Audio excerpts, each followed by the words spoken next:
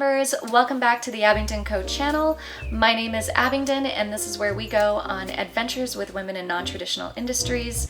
I'm really excited to share this with you because this is something that I do every single morning with my cup of tea. I read a story from this book which is called Women's Work, and it's a collection of vignettes of different women in non-traditional industries. So we're talking scientists and firefighters and pig farmers and I mean you name it, it's in here. There's about 56 there's about 56 stories in here, and the author of the book, Chris Crisman, he's a photographer. He approached me about a year ago and invited me to be a part of this book. So after it was completed, I of course had to get a copy. I will put a link down below in the description so that you can get a copy for yourself. But this book has been really fantastic because every morning, just over my tea, I'll sit and read just one of the stories, and it sets my day, it motivates me, it really just inspires me to go out and carpe diem. It tells where these women are coming from, how they got to where they are, and it just really is neat. So I wanted to make sure that you got to hear these stories as well, and you can definitely get your own copy of this. And I'm not being like paid to endorse this or anything, but I do think that it's important that we hear about other people's stories and see how they might help shape ours. So I've got my cup of coffee, and today I'm going to read you the story of Mindy Gabriel, and she is a firefighter. I have been a firefighter for the past 15 years. I started in 2002, about a year after graduating from Ohio State University. The testing process for being a firefighter can be long, but for me, it was thankfully fairly short. I was hired my first attempt at the process despite the fact that I had no prior firefighting experience. I'm a bit of an accidental firefighter. I decided to start the testing process just prior to graduation from OSU. I studied exercise science and was a varsity rower, and I had previously fitness tested. I had also just completed spring racing season and had competed at the NCAAs. I was in top physical condition and was confident I could pass the difficult physical fitness requirements to get hired. I also got to fitness test firefighters during my exercise science labs. I found myself asking them all about their jobs and learning more about how they aid people. I guess if you look way back, I've always had an affinity for the helper professions. I knew I wanted to help people and drew inspiration from my mother being a night shift nurse. Firefighting is a profession of tradition. Historically, knowledge has been passed down from father to son. Until I met with firefighters during my studies, I had not known a single firefighter personally. I didn't realize it was a career option for me. Discovering it felt good. I have never really felt strongly about being a nurse. Not knowing any firefighters personally before beginning my professional journey, I would say a few people have been my sources of inspiration to lead me down this path. My parents and my grandparents as a whole were extremely hardworking people. They were all farmers and had other jobs too. My dad worked building roads and driving trucks during the day and farmed into the wee hours of the night during planting and harvest seasons. As I mentioned, my mother worked the night shift, and I swear she never slept well during her days to recover. She simply had too much to do with 6 kids in the house. I'm the eldest. My mother's parents owned a dairy farm. They milked at 4 a.m. and 4 p.m., 365 days a year. They had a huge garden and grew most of their food. I remember going there in the evening to help feed the baby calves, working in their garden till sundown.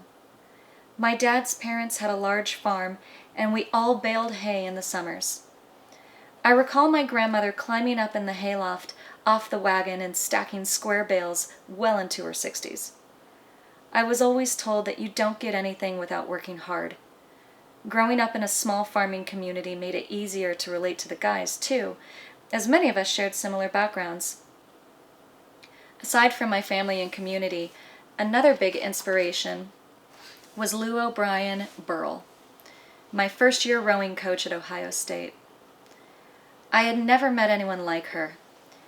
She was tough and beautiful, smart and funny. She taught my teammates and me not to make excuses, to not only talk and complain, but to do something about it.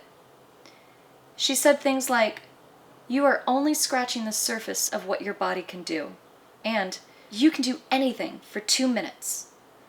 She also asked when training, "What do you think Michigan is doing right now? Don't let anyone ever be more fit than you. You can always control that." If I learned the value of hard work from my family, I certainly learned from this gal to never give up and never make excuses. I still use her lines all the time to motivate myself a good 20 years later. When I was initially being hired as a firefighter, several departments in my area adopted the philosophy that they would find good people regardless of their experience level. They knew that hiring someone in this field is a 25-year plus commitment to the organization. I got lucky. These days, we ask that candidates have more training, usually paid for by the candidate up front. When I began, I was primed for the job, having been a collegiate rower at OSU. I was essentially an athlete looking for a team, and the fire service is all about teamwork. I was immediately sent to fire and EMT school, and then later to paramedic school at Grant Medical Center. About 80% of our work as firefighters is medical calls. I wanted to be a part of making those critical decisions by practicing quality emergency medicine. Today, I work in a suburban department surrounded by the large urban area of Columbus, Ohio. We work calls in our city and the surrounding areas through mutual aid agreements. I'm assigned to a medic and a ladder truck during each shift, and I rotate between the two. I've always served on our department's fitness committee with the goal of improving the health and wellness of our firefighters. Lately, I have been working on improving access to mental health benefits for first responders and developing networks to take care of firefighters after stressful incidents. I am working on a community healthcare model that links firefighters to vulnerable residents, like the elderly population, which is high in our area, to improve their access to care so they may continue living independently. Now feels like an exciting time. If I weren't firefighting, I would want to be a primary care doctor or working in hospice care. At the moment, I still like the idea of doing direct service with patients, but I would consider opportunities in leadership positions within a healthcare system. Even though it's exciting, my job is certainly risky. I can die or get seriously hurt doing it. Also, there has been an uptick in violence towards first responders due to an increase in violence and rampant mental health problems. We have to be ever more vigilant to keep ourselves safe. We have had to do a mind shift to understand that some people may want to hurt us. But I think being able to understand those risks help you live more fully too. Firefighters on the whole really enjoy their lives. I'm a mother of 3 young children.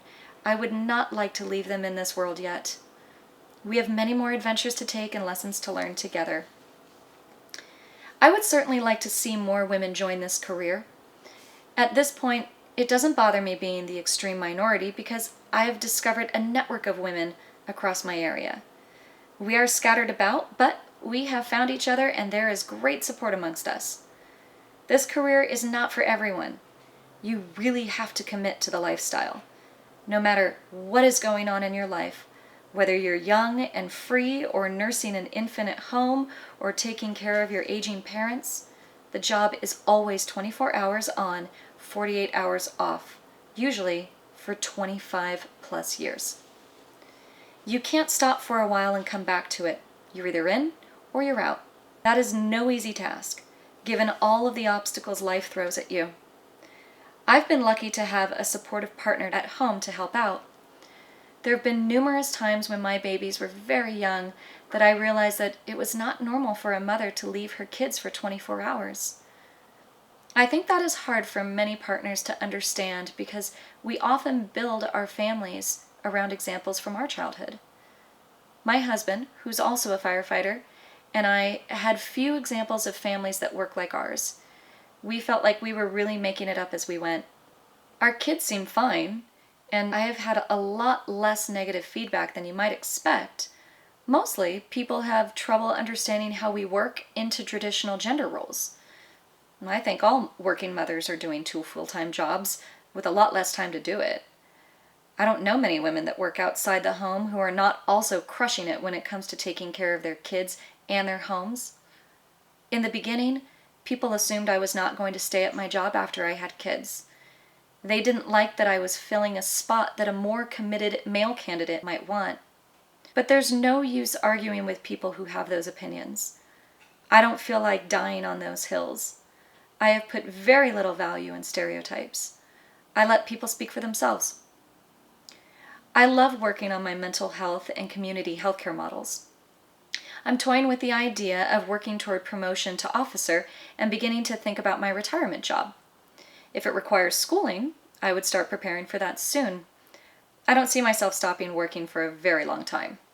I think it is important when picking a career to think about what kind of impact you want to make on the world, to figure out your strengths and what kind of lifestyle you are looking for. Never think solely about money. I have found if you are doing something well with passion, the money will come. I probably wouldn't have as much influence if I had chosen to be a tax attorney. No offense to tax attorneys.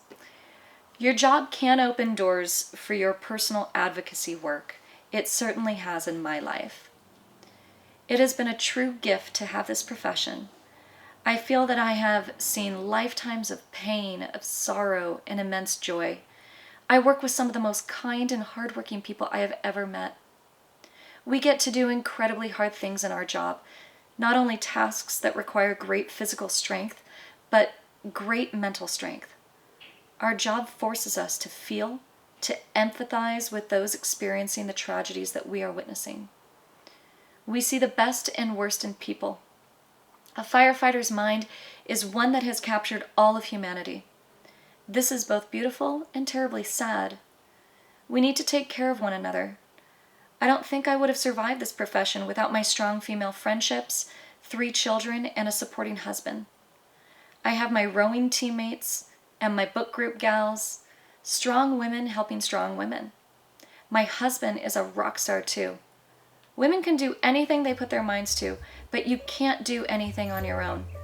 We owe so much to the people in the fabric of our lives. Right? I know, they're just super motivating. They totally set my day. I hope this has set your day as well. Like I said, I put a link down below. Get this book if you want. It'll completely inspire you. And I will look forward to reading another story for you in the future. Thanks, guys.